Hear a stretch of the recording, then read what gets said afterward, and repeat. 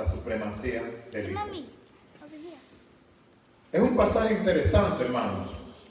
Y es un pasaje no solamente interesante, es un pasaje importante, porque está en 3 de los evangelios. Está en el que nos tocó hoy, Lucas capítulo 9. Está en el Evangelio según San Mateo, versículo 17. Y está en Marcos 9 también. Por eso, no solamente es interesante, es un pasaje importante. Y vamos a ver cómo el Espíritu en esta tarde nos alimenta, nos da fuerzas. Y vamos a ver cómo a través de simples fragmentos de la Biblia, simples pedazos de expresión en la Biblia, el Señor nos enseña en esta tarde grandes verdades a través del hecho de la transfiguración de Jesús. A mí me llamó la atención la de Lucas. Yo las estudié las 3. La de Mateo, la de Marcos y la de Lucas. Me llamó la atención más la de Lucas, la transfiguración del Señor. Dice que Jesús tomó a Pedro, a Jacobo y a Juan. Y el término los tomó, a mí me llama la atención. Porque también en Mateo capítulo 4, después que Jesús se bautizado, después que Jesús es confirmado, el Espíritu Santo tomó a Jesús y lo llevó al desierto para ser tentado.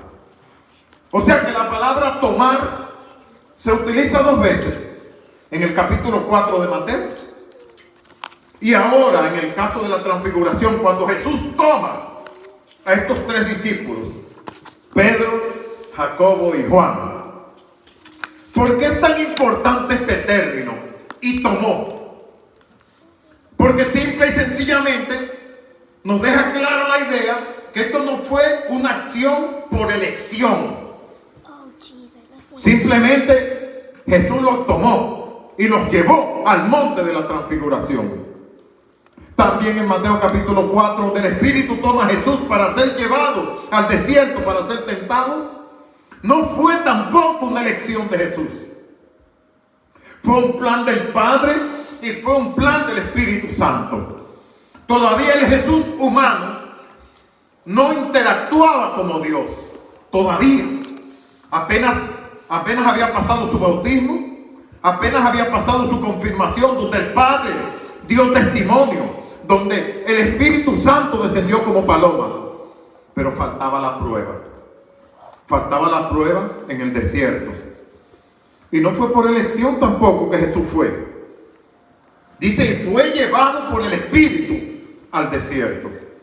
Entonces me llama la atención que pasa esto con los 3 discípulos. Y usted sabe, amados, que cuando Cristo venga seremos tomados por fuerza también. Lo que la Biblia llama el rapto de la iglesia. Usted sabe que no va a ser una elección nuestra. Una fuerza superior nos va a tomar. Porque el Señor mismo, como dice la Biblia en 2 de Tesalonicenses, con voz de mando, con voz de arcángel y con trompeta de Dios, descenderá del cielo. Y los muertos en Cristo resucitarán primero. Luego nosotros, los que vivimos, seremos arrebatados juntamente con ellos en las nubes. Y así estaremos siempre con el Señor. Cuando Jesús toma a los discípulos, Jesús no le da la elección. Jesús los toma y los lleva al monte de la transfiguración. Una prefigura del rapto de la iglesia.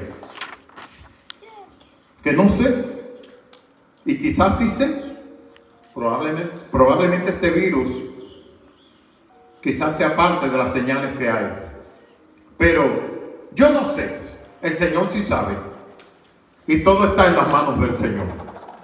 Pero hermano, ¿en qué aspecto de esta lectura bíblica, en qué aspecto de este sermón, en qué parte el Señor confirma la supremacía de Cristo?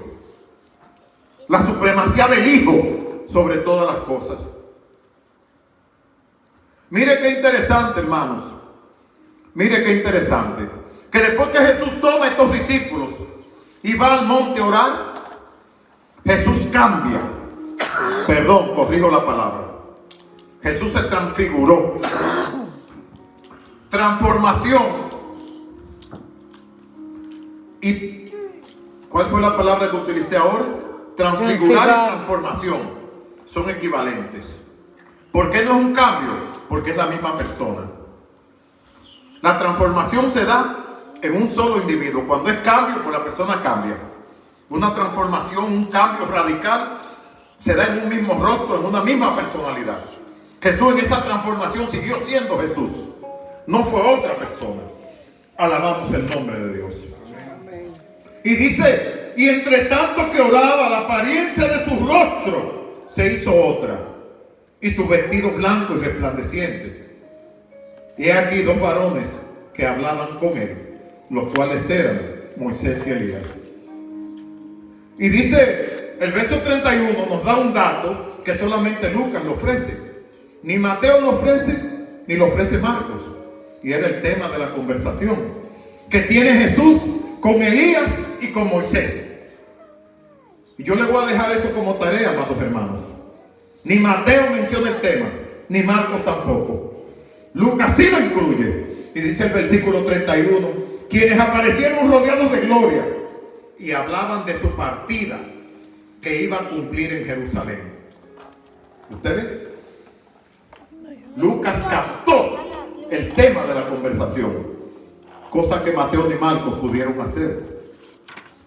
Y dice, y sucedió que apartándose ellos, Pedro dijo a Jesús, Maestro, bueno es para nosotros que estemos aquí y hagamos 3 enramadas, una para ti, una para Moisés y otra para Elías, no sabiendo lo que decía. Gloria a Dios. No sabía lo que decía. Mire que Elías y Moisés representan la suma de todo el Antiguo Testamento. Moisés representa la ley y Elías representa a los profetas.